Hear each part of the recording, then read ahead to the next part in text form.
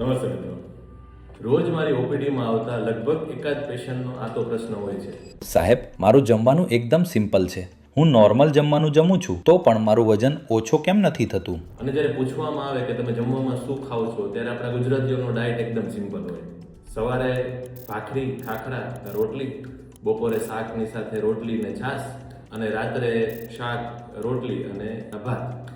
આ ડાયટ છે એકદમ સિમ્પલ, પણ આ આખો ડાયટમાં મોસ્ટ ઓફ ડાયટની અંદર હોય છે કાર્બોહાઈડ્રેટ. હવે કાર્બોહાઈડ્રેટ છે ને એ તૂટી અને ગ્લુકોઝમાં કન્વર્ટ થાય અને આપણા શરીર, આપણા જે મસલ્સ છે અથવા આપણા જે મેઇન અંગો છે એ આ ગ્લુકોઝ યુટિલાઇઝ કરી લે છે, વાપરી લે છે. પણ જે વધારાનો ગ્લુકોઝ છે એ ગ્લુકોઝ સીધું ચરબીમાં જઈને ડિપોઝિટ થાય. એટલે આપણે જમીએ છીએ સિમ્પલ, પણ હાઈ કાર્બોહાઈડ્રેટ ડાયટ ખાઈએ છે, એટલા માટે આ ડાયરેક્ટ ચરબીમાં કન્વર્ટ થાય અને આપણા બોડીની અંદર ડિપોઝિટ થાય. હવે તમારો પ્રશ્ન એ હશે કે આપણા દાદા પરદાદા બધા રોટલા ખાઈને જ મોટા થયા છે, તો એ લોકોનો વજન કેમ નહોતો વધતો ને આપણો કેમ વધે છે? કારણ કે એ જમાનાની અંદર એ લોકો હાઈ કાર્બોહાઈડ્રેટ ડાયટ ખાતા અને 4-5-6 કલાક ખેતરમાં કામ કરતા. એટલા માટે આ જેટલું કાર્બોહાઈડ્રેટ હતું એ મસલ્સ અને આપણા જે ઓર્ગન્સ છે એ બધું એને યુટિલાઇઝ કરી લેતું. પણ હવે આપણું જીવન મોસ્ટલી બેઠાડું થઈ ગયું છે અને આપણે હાર્ડલી મહેનત કરીને 1 કલાક એક્સરસાઇઝ કરીએ છીએ. એટલે આ બધું જ કાર્બોહાઈડ્રેટ છે એ આપણી ફેટમાં ડિપોઝિટ થઈ જાય છે.